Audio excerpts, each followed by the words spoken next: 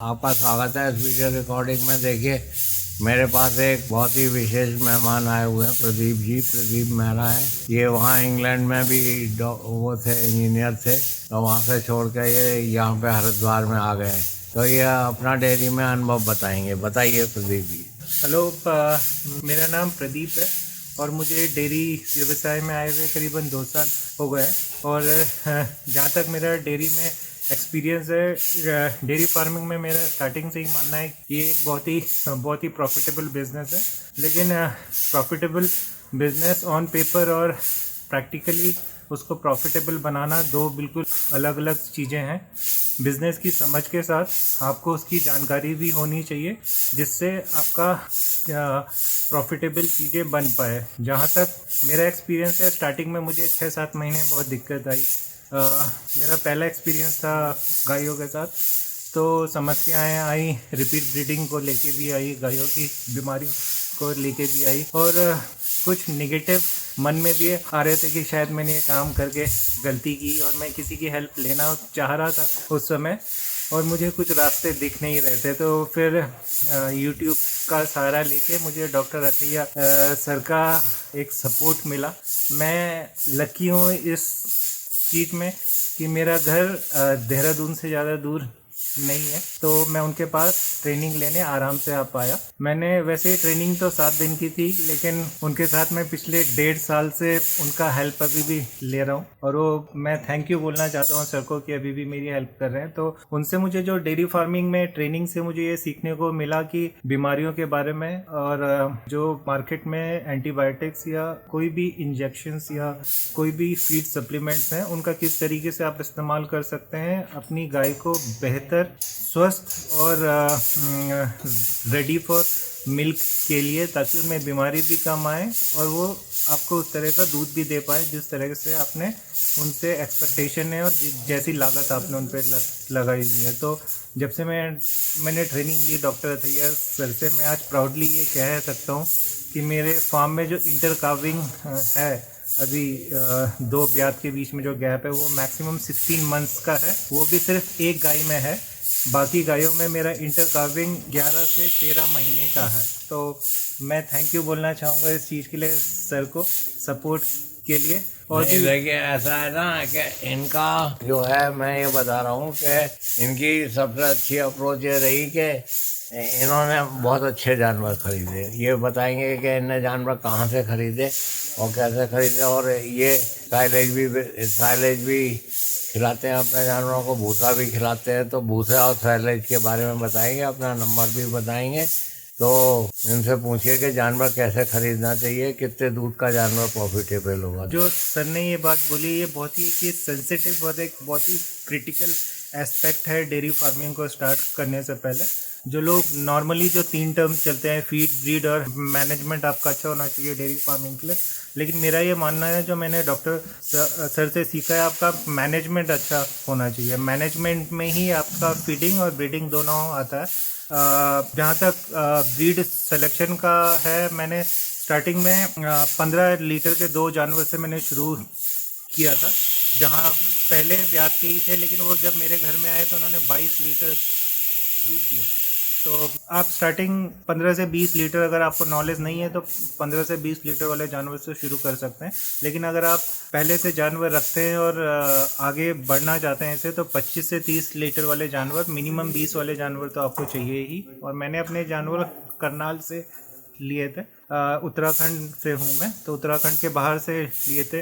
उत्तराखंड में भी जो एवरेज यील्ड है 10 से 15 लीटर्स के पशुओं का है। तो मुझे हाई मिलकर चाहिए थे, तो मैंने बाहर से ही लिया, पंजाब, हरियाणा, यहाँ से आपको मिल सकते हैं। और कॉस्ट जो मुझे पड़ी थी 2 साल पहले, उन 15 लीटर के हिसाब से मुझे 55,000 का मिला था, जो इनफैक्ट मेरे यहाँ पे 20 लीटर प्लस दोनों ने दिया था।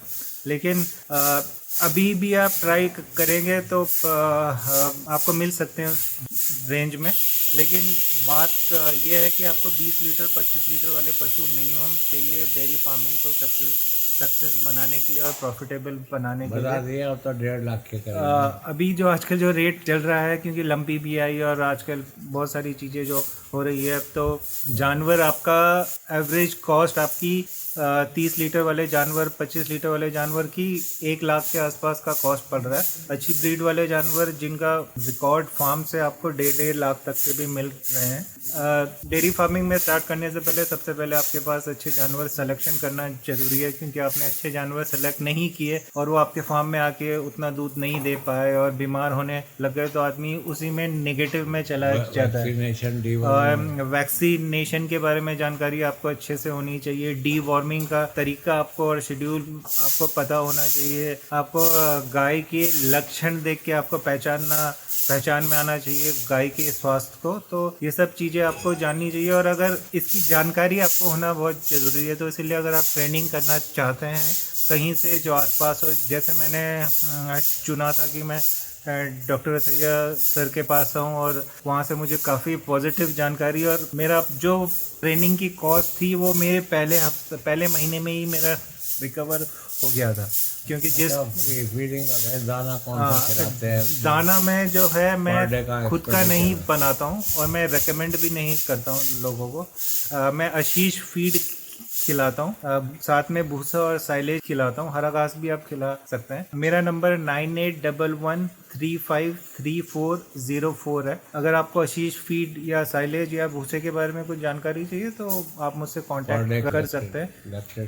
गाय की पर डे कॉस्ट अगर लैक्टेटिंग एनिमल का आप देखें तो ऑन एन एवरेज जितना भी गाय का जो वजन होता है, जैसे 5 क्विंटल की अगर आपकी गाय है तो वो 500 रुपये का ही खाती है। ऐसा मेरा एक्सपीरियंस अभी 2 साल का है। जैसे मैं अपना खुद का एक्सपीरियंस बताऊं, मेरा एक मेरी एक गाय है जो 27 लीटर दूध अभी दे रही है और उसकी फीडिंग की कॉस्ट मुझे 560 रुपये आती है। अगर आप जानना चाहें मैं इतना स्पेसिफिक कैसे बता पा रहा हूँ आपको 560 रुपये, क्योंकि मैं हर दिन ट्रैक करता हूँ खर्चा, मंथली क्या होता है, वीकली मेरा क्या होता है।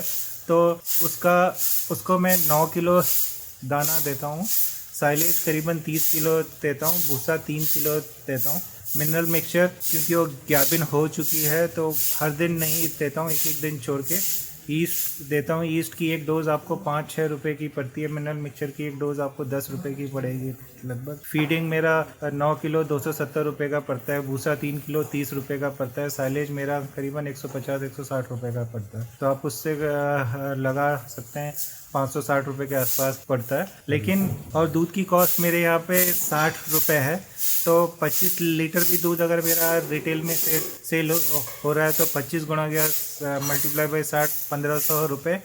600 रुपये भी फीडिंग अगर आप पकड़े तो हर गाय में आप 900 रुपये कमा सकते हैं अगर आपके पास अच्छे जानवर हैं। गोबर भी मिलेगा, बच्चा भी। फिर उससे ये तो आपको मिल्क से डायरेक्टली प्रॉफिट है। फिर उसके बाद अगर आप उसकी बछिया है, आपकी बछिया आप तैयार करते हैं तो बछिया का प्रॉफिट है। प्लस आप अगर गोबर का मैनेजमेंट कर सकते हैं तो उससे आपका फ़ायदा है। प्लस और भी चीज़ें अगर आप मैनेज कर सकते हैं तो अच्छा है। अगर आप फैट जो दूध को ही अगर आप रिटेल कर रहे हैं और उससे आप क्रीम एक्सट्रैक्ट करके घी भी बना सकते हैं तो वो आपका एक ना एडिशनल प्रॉफिट है। तो मेरी गाय जो 27 लीटर वाली दूध दे रही है उसको ब्याए हुए करीबन 3.5 महीने हो गए हैं और वो पीक 30-32 लीटर पे गई थी और वो गाभिन हो गई है 40 दिन की और अभी भी वो 27 लीटर दूध दे रही है और ड्राई वो करीबन 18 लीटर पे होगी। तो ये एक अच्छा गाय की वो है। बहुत सारे लोग अगर आप 15 लीटर वाली गाय खरीदते हैं 6 महीने बाद वो दूध छोड़ देगी या बहुत कम दूध हो जाएगा उसका, तो वो फीडिंग मैनेज करना और प्रॉफिट निकालना तो अलग बात है, काफ़ी मुश्किल हो जाता है। ज्ञापन कराने का बता दिया। ज्ञापन कराना भी एक अगर आपको एक्सपीरियंस कम है तो ज्ञापन जनरली मेरा ये मानना है कि 90 दिन के अंदर, बयाने के 90 दिन के अंदर गाय आपकी ज्ञापन हो जानी चाहिए। मेरी ये जो गाय जिसका मैंने एग्जांपल दिया वो करीबन 75 दिन में ज्ञापन हो गई थी। लेकिन आपको 75 दिन की ज्ञापन गाय कराने के लिए उसके ब्याने से 1-2 महीना पहले का अच्छा ड्राई पीरियड उसका मेंटेन करना पड़ेगा। 20 दिन पहले ब्याने का ट्रांजिशन पीरियड अच्छे से मैनेज करना पड़ेगा। ब्याने के 1 महीने बाद उसको अच्छे से मैनेज करना पड़ेगा। ये जो 3 महीने 2 महीने ब्याने से पहले और 1 महीने ब्याने के बाद अगर आप ये 3 महीने मैनेज कर सकते हैं तो आपकी गाय ब्याने के 2 महीने बाद गाभिन हो जाएगी। बताइए 3 बार ब्याती है गाय, 4 बार ब्याती है, बताइए। अगर आपके पास अच्छा जानवर है जो आपने मेंटेन अच्छा किया हुआ है तो HF गाय मैंने देखी है बताओ कितना दूध देगी पहले से? जो 10-10 12 ब्यात भी ब्याती है। और जो अच्छी गाय है जो आपके पास, जो जैसे गाय का HF गाय का जो यील्ड है, हम जो 10 महीने का जनरली मानते हैं एक साल में। अगर आपकी गाय हर साल ब्यारी है, 10 महीने का मतलब होता है 305 दिन। तो 305 दिन के हिसाब से जो मेरी गाय, अगर मैं उसका एग्जांपल लूँ, 7000 उसका लैक्टेशन यील्ड होगा, जो कि ठीक है। 5000 भी आपको मिलता है पहले ब्यात में, जो तो आप प्रॉफिट निकाल सकते हैं। 7000 अच्छा है मेरा, लेकिन धीरे धीरे जिस तरीके से मैं काम कर रहा हूँ डॉक्टर सर की हेल्प से, और मैं अभी जिस तरीके से आगे बढ़ रहा हूँ, अगले ब्यात में अगले साल मेरी गाय जो है वो 9000 लैक्टेशन पे जाएंगी मेरे पास। फिर धीरे धीरे मेरे बता दीजिए कि मैंने 70,000 की खरीदी थी, और बताओ। हाँ, और पहले साल में इसकी कॉस्ट निकाल के मुझे जो गाय जो मैं आपको अब गाय की, अगर मैं ना डेयरी फार्म का प्रॉफिट और गाय की इकोनॉमिक्स की अगर बात करें स्पेसिफिकली, उस गाय का जिसका मैंने आपको एग्जांपल दिया, उसको मैंने 75,000 में खरीदा था एक साल पहले।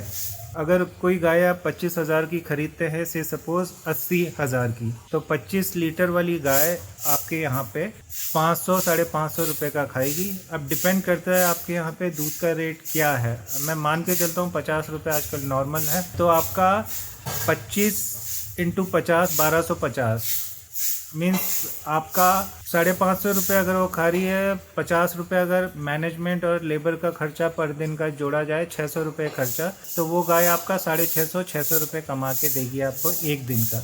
ये आपको अगर आपने ठीक ढंग से मेंटेन किया, स्टार्टिंग के 3 महीने ये आपका ऐसे ही रहेगा, 4 महीने भी रह सकता है, 3 महीने हम मानते हैं फिलहाल।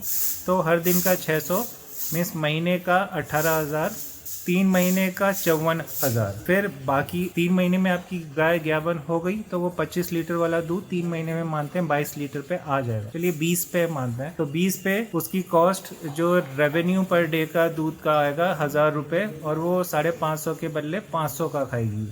अभी तो 500 600 के बदले वो आपको 500 रुपये बना के देगी। 400 रुपये हम मानते हैं आपकी लेबर वगैरह सब हटा के, तो 400 गुणा गया 30, आपका 12,000 रुपये वो कमा के देगी आपको। 54,000 3 महीने में पहले ही कमा दिया, अगले 4 महीने में वो आपको इतना दूध देगी।